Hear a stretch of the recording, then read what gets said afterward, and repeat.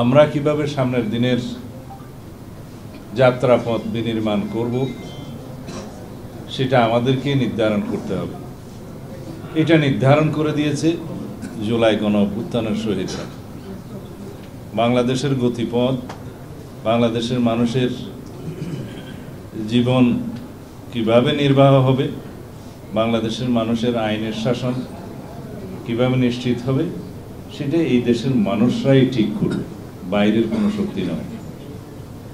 এদেশের গণতান্ত্রিক শক্তিসমূহের মধ্যে আলোচনা হবে, বিভেদ হবে, দ্বিমত হবে, এটাই গণতন্ত্র। আমরা যদি অতীতের মতো গণতান্ত্রিক চর্চাকে মনে করি শুধুই রাষ্ট্র ক্ষমতায় যারা আছে তাদেরই গোলামি করা, সমীহ করা, তাহলে সেটা সামনের দিনের প্রজন্ম বর্তমান রাজনীতিবিদদেরকে রিজেক্ট করবে। আমাদের সামনে যাওয়ার একটাই পথ যে আমরা আলোচনা করব, দ্বিমত পোষণ করব, বহুমত পোষণ করব, সিদ্ধান্ত নেব বাংলাদেশের মানুষের পক্ষে। আমরা সকল রাজনৈতিক পক্ষই পরাজিত হব, শুধুমাত্র জিতবে বাংলাদেশের মানুষ। বাংলাদেশের মানুষকেই জিততে দিতে হবে এবং আমাদের সবাইকে সেই জায়গায় পরাজিত হতে হবে। এটা আমার কথা নয়, এটা দক্ষিণ আফ্রিকার অবিসংবাদিত নেতা নেলসন ম্যান্ডেলার কথা। Late the people win. এখন আমরা সেই জায়গায় এসে দাঁড়িয়েছি। আজকের দিনে প্রশ্ন হচ্ছে যে আমরা সামনের দিনে কি কি সংস্কার চাই, কিভাবে নির্বাচন চাই, কখন নির্বাচন চাই ইত্যাদি। প্রশ্ন হচ্ছে এই সরকারের সফলতা, ব্যর্থতা, সিদ্ধান্ত এবং সিদ্ধান্তহীনতা, এগুলো এখনকার প্রশ্ন। আমরা যদি এই সরকারকে সফল হতে দিতে চাই, তাহলে সরকারকে গাইড করার জন্য, পরিচালনা করার জন্য আমাদেরকে যথেষ্ট সমালোচনা করতে হবে। এমনকি আমাদেরকে সড়কে আন্দোলনও করতে হতে পারে সরকারকে সঠিক রাস্তায় নিয়ে আসার জন্য। সরকার মাত্রই সিদ্ধান্তের মধ্যে ভুল করতে পারে, সেটা সকল সরকারের ক্ষেত্রেই প্রযোজ্য। এখন ইন্টারিম গভর্নমেন্ট যে সকল সিদ্ধান্ত নির্ভুলভাবে নিবে, এটা তো সঠিক নয়। ভুল তাদেরও হতে পারে, কিন্তু সেটা সঠিকভাবে পরিচালনা করার দায়িত্ব এদেশের সাংবাদিক সমাজের যেমন আছে, রাজনৈতিক গণতান্ত্রিক শক্তিগুলোরও, সামাজিক শক্তিগুলোরও তেমন ভূমিকা আছে। সেই জায়গা থেকেই আমরা এখন আমাদের দলের পক্ষ থেকে চিন্তা করছি যে সরকারের কিছু ভুল শুধরিয়ে সঠিক রাস্তায় এনে গণতান্ত্রিক রাস্তা বিনির্মাণের জন্য এবং একটি নির্বাচিত রাজনৈতিক সরকারের পথ পরিষ্কার করার জন্য খুব দ্রুত আমরা কিছু পদক্ষেপ নেব। সেটাকে আপনারা সরকার আন্দোলনও বলতে পারেন, সমালোচনাও বলতে পারেন। অবশ্য মাননীয় প্রধান উপদেষ্টা মাঝে মধ্যে বলেন যে আমরা বেশি বেশি করে যেন সমালোচনা করি, সরকার সঠিক পথে থাকে। এই সরকারের একটি সঠিক গুণ আছে, তা হচ্ছে সরকার মাঝে মধ্যে ভুল সিদ্ধান্ত নিলেও সমালোচনার মুখে সেই ভুলগুলো শুধরায়, গু ধরে বসে থাকে না। এবং সরকার যখন ভুল শুধরায় তখনই মনে করতে হবে এই সরকার জনগণের সরকার। সেই জন্য আমি আজকে এখানে কিছু কথা বলতে চাই।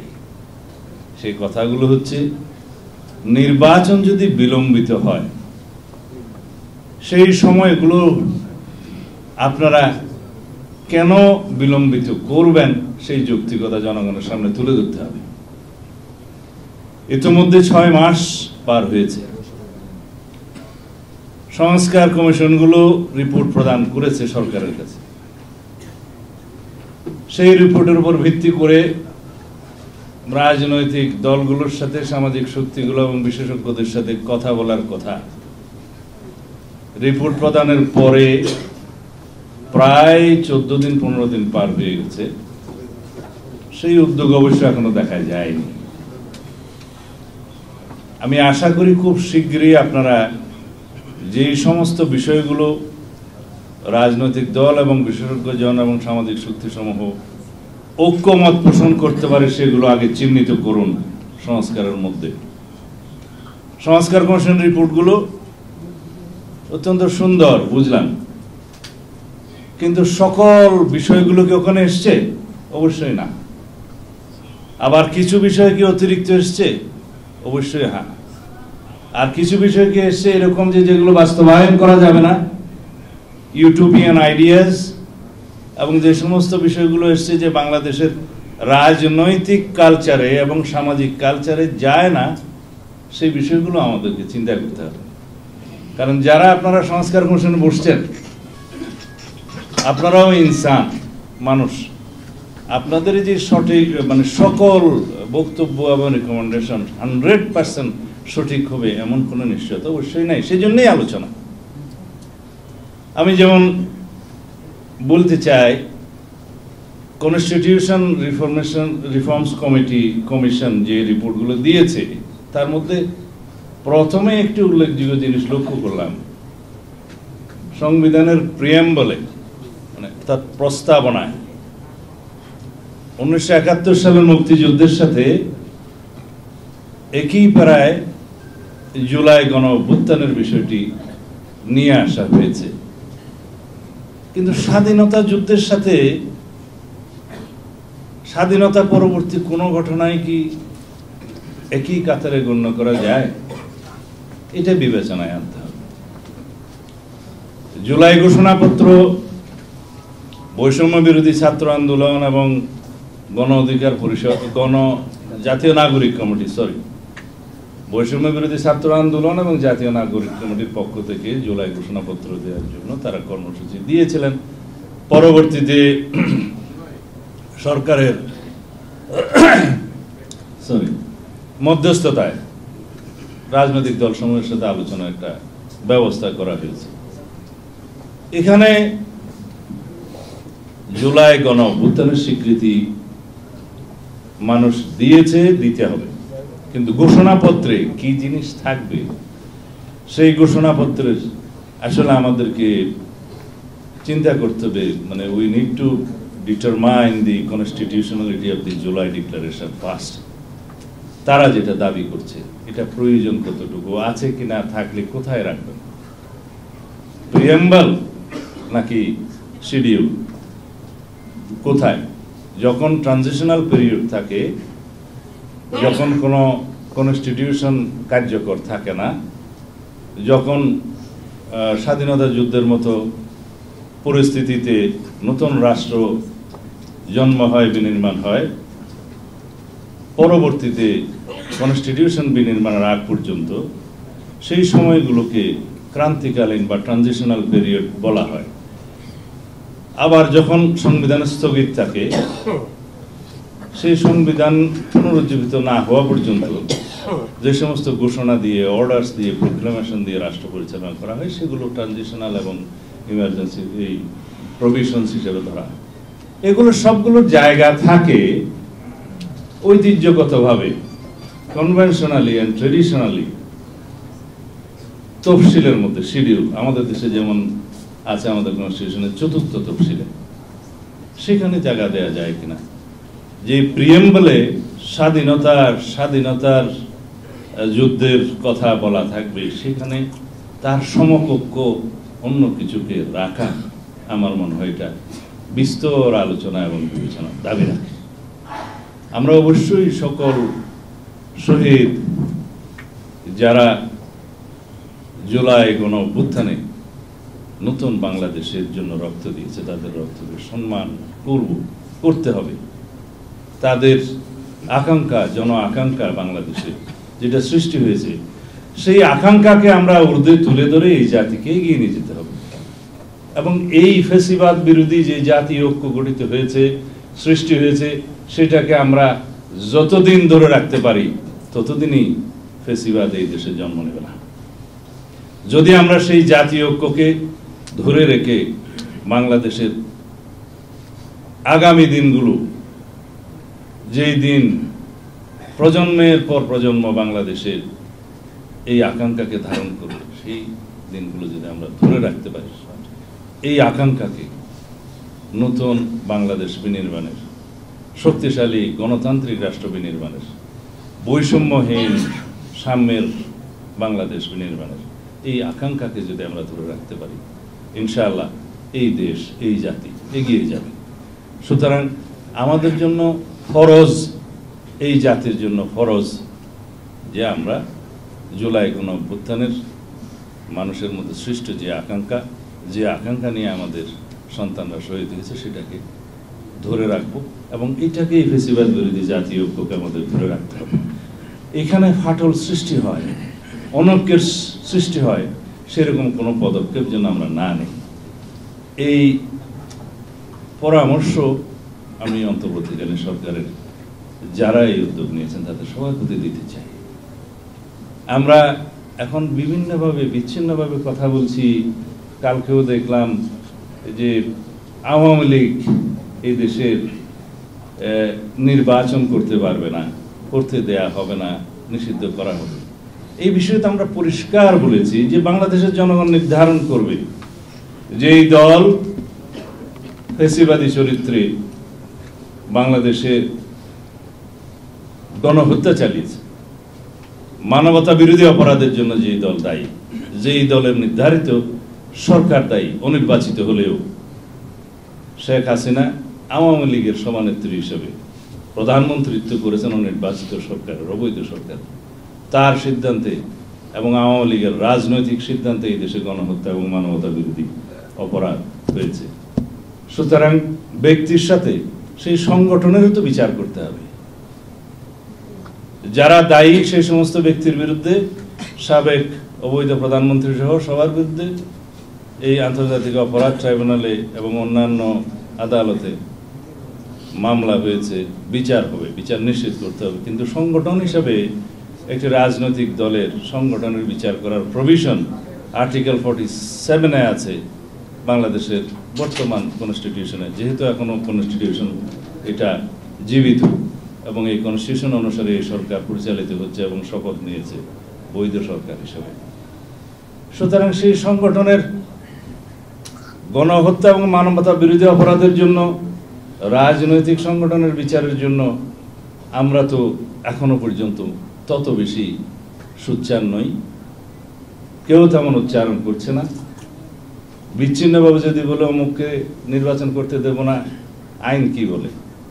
নির্বাচন কমিশন যদি তফসিল ঘোষণা করে, সেই সময় পর্যন্ত যারা রেজিস্ট্রেশন বৈধ থাকবে তারা নির্বাচনে অংশগ্রহণ করতে পারবে, সেটা তো মাথায় রাখতে হবে। আপনারা শুনেছেন সংগঠন হিসেবে বিচারের জন্য আন্তর্জাতিক অপরাধ ট্রাইব্যুনালের আইনে এটি সংশোধনী আনার কথা ছিল, based on the constitutional provision 47 article, কিন্তু সেখান থেকে সরকার সরে গেলেন। এখন যদি সরকারের অংশ হিসাবে কোনো উপদেষ্টা যদি বলেন যে আমরা আওয়ামী লীগকে বিচার চাই, তো বিচার চাওয়ার জন্য তো আপনারা কিছু করলেন না। আর বিচার করার জন্য আমরা দাবি করছি, আপনারা দাবি করছেন, জনগণ দাবি করছে এই দেশে ফ্যাসিবাদী শক্তি, গণতন্ত্র হত্যাকারী, গণহত্যাকারী, মানবতা বিরোধী অপরাধে যারা দায়ী সেই সংগঠনের বিচার হোক, বিচারের মাধ্যমে নির্ধারিত হোক, তাহলে জনগণ মেনে নেবে। আরেকটি বিষয়, আমরা যখন বলি জনগণ নির্ধারণ করবে, জনগণ কিভাবে নির্ধারণ করে? জনগণ হচ্ছে কনস্টিটিউশনাল প্রভিশন অনুসারে আমাদের দেশে রাষ্ট্রের সকল ক্ষমতার উৎস, মালিক, রাষ্ট্রের মালিকানা। এখানেই হচ্ছে সুপ্রিমেসি অফ দি কনস্টিটিউশন। সেই মালিকানা তারা প্রয়োগ করে তাদের প্রতিনিধি নির্বাচনের মধ্য দিয়ে। সার্বভৌম শক্তির প্রতিনিধিত্ব হয় নির্বাচিত প্রতিনিধির মাধ্যমে। তারা সার্বভৌম পার্লামেন্টে এসে, পার্লামেন্টের সার্বভৌমত্ব হয় ওই জনগণের প্রতিনিধির কারণে। সেখানে তারা সার্বভৌমত্বের কথা বলে, এবং ওইটাই একমাত্র হাউস যেখানে যা কিছুই আপনি আলোচনা করেন আদালতে বিচার করা যায় না, মামলা দায়ের করা যায় না। এটা সার্বভৌমত্বের বহিঃপ্রকাশের জায়গা। সুতরাং জনগণ নির্ধারণ করবে তো সেই পার্লামেন্টের মধ্য দিয়ে, সেই সার্বভৌম জায়গার মধ্য দিয়ে। তো সেই সার্বভৌমত্বের প্রতিনিধিত্বের নির্বাচনের ব্যবস্থাটা আগে করুন, সেখানে সব আলোচনা হবে। সমস্ত সরকারের সমস্ত সংস্কার কমিশনের রিপোর্টগুলো, যে সমস্ত রিপোর্টগুলো ঐক্যমত হবে সকল সংশ্লিষ্ট স্টেক হোল্ডারদের মধ্যে আলোচনার মধ্য দিয়ে রাজনৈতিক দলসমূহ এবং গণতান্ত্রিক অন্যান্য সামাজিক শক্তি সহ বিশেষজ্ঞ সহ যারা একমত পোষণ করবেন, সেই সংস্কার প্রস্তাবগুলো বাস্তবায়নে তো কোনো বাধা নেই। কিন্তু সেই সংস্কার প্রস্তাবগুলো, সেই সুপারিশগুলো বাস্তবায়নের জন্য ফোরাম কি? একমাত্র উপযুক্ত ফোরাম হচ্ছে সেই সার্বভৌম প্রতিনিধিত্বকারী সংসদ। আমাদেরকে বুঝতে হবে, এখন সবাই একটা জিনিস বুঝে এসেছে যে কনস্টিটিউশন রিরাইটিং এর যে সমস্ত প্রস্তাব আলোচনা আগে হতো সেখানে কেউ নেই।